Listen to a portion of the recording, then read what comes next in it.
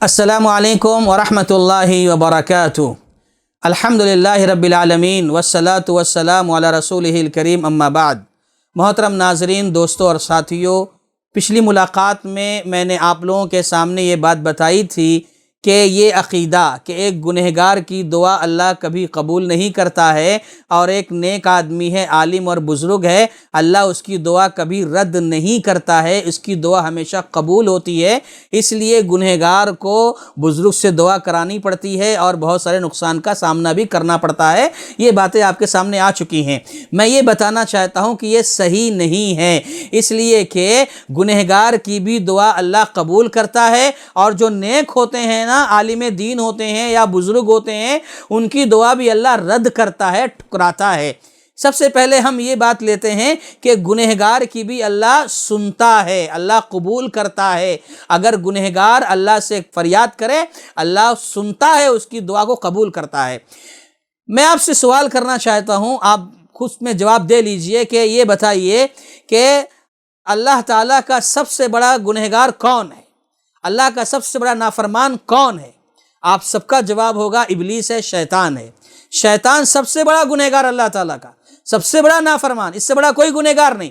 لیکن یہ شیطان بھی جب اسے مانگنا ہوا تو اللہ ہی سے مانگ رہا ہے، اللہ ہی سے سوال کر رہا ہے، اللہ سے دعا کر رہا ہے۔ کیا کہہ رہا ہے؟ ربی انذرنی الی یوم یبعثون، اے میرے رب مجھے مہلت دے دے تاکہ میں تیرے سارے بندوں کو گمراہ کر سکوں۔ کب تک مہلت مانگ رہا ہے؟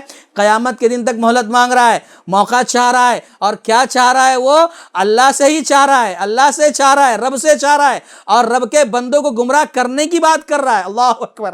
کہہ رہا ہے ربی انذرنی الی یوم یبعثون۔ شیطان دعا کر رہا ہے، جو سب سے بڑا گنہگار۔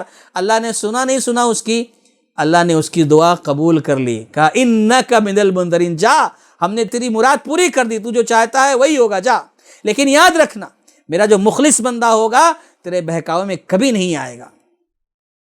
تو معلوم یہ ہوا کہ گنہگار کی بھی اللہ سنتا ہے، گنہگار کی بھی دعا اللہ قبول کرتا ہے۔ اس لیے ہم کبھی بھی یہ خیال نہ لائیں اپنے دلوں میں کہ ہم گنہگار ہیں، ہم نافرمان ہیں، ہم تو یہ کرتے ہیں وہ کرتے ہیں، ہماری دعا قبول نہیں ہوگی۔ ایسا نہیں سوچنا، دعا کرنا ہے، گنہگار کو بھی اللہ ضرور قبول کرے گا انشاءاللہ۔ تو یہ گنہگار کی دعا بھی قبول ہوتی ہے، ہمیشہ رد نہیں ہوتی۔ اور دوسری یہ بات کہ ایک نیک آدمی ہے، بزرگ ہے، عالم ہے، اس کی دعا اللہ کبھی رد نہیں کرتا، ایسا بھی نہیں ہے۔ اب آپ بتائیے، سب سے نیک اور سب سے بڑے بزرگ کون تھے اس دنیا میں؟ انبیاء کرام تھے۔ انبیاء سے بڑا کوئی بزرگ ہو سکتا ہے؟ انبیاء سے بڑا کوئی نیک ہو سکتا ہے؟ ہرگز نہیں۔ انبیاء میں ہم مثال لیتے ہیں نوح علیہ السلام کی۔ نوح علیہ السلام کی آنکھوں کے سامنے ان کا بیٹا ڈوب رہا ہے، اور نوح علیہ السلام اللہ سے کہہ رہے ہیں اللہ میرا بیٹا ڈوب رہا ہے۔ نوح علیہ السلام فریاد کر رہے ہیں، دعا کر رہے ہیں، التجا کر رہے ہیں۔ اللہ تعالیٰ کہہ رہا ہے یا نوح انہ لیس من اہلک، اے نوح سنو وہ تمہارے خاندان کا نہیں ہے۔ انی اعیذک ان تکون من الجاہلین، دیکھو تمہیں نصیحت کی جا رہی ہے، نادانوں جیسی باتیں مت کرو۔ یعنی دیکھو نوح علیہ السلام اللہ کے نبی ہیں، پیغمبر ہیں، اول الرسل ہیں، ان کی دعا بھی اللہ نے قبول نہیں کی، ان کی آنکھوں کے سامنے بیٹا ڈوب گیا، ہلاک ہو گیا۔ اب آئیے آخری نبی، پیارے نبی محمد رسول اللہ صلی اللہ علیہ وسلم کی مثال لیتے ہیں، جو امام الانبیاء ہیں، سید الانبیاء ہیں، اللہ تعالیٰ کے سب سے چہیتے پیغمبر ہیں۔ خود اللہ کے نبی صلی اللہ علیہ وسلم بیان فرماتے ہیں کہ میں نے اللہ تبارک و تعالیٰ سے تین چیزیں مانگی، تین چیزوں کا مطالبہ کیا۔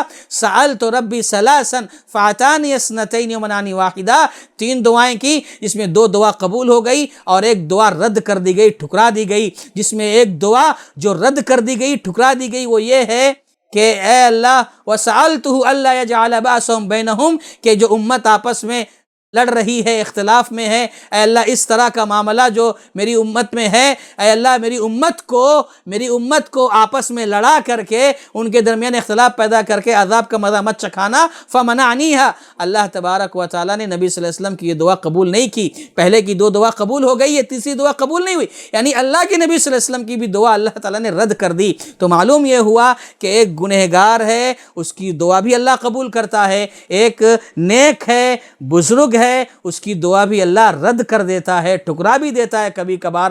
تو یہ عقیدہ رکھنا کہ گنہگار کی دعا کبھی قبول نہیں ہوتی، نیک لوگوں کی دعا کبھی رد نہیں ہوتی، یہ سوچ کر کے بہت سارے لوگ دعاؤں سے محروم ہو جاتے ہیں۔ تو میں کہنا چاہتا ہوں کہ ایسا نہ کریں، بابرکت مہینہ ملا ہے رحمتوں کا، مغفرتوں کا، ہم زیادہ سے زیادہ دعائیں کرنے کی کوشش کریں۔ اللہ سے دعا ہے اللہ ہم سب کو اس کی توفیق عطا فرمائے، آمین۔ وآخر دعوانا ان الحمدللہ رب العالمین۔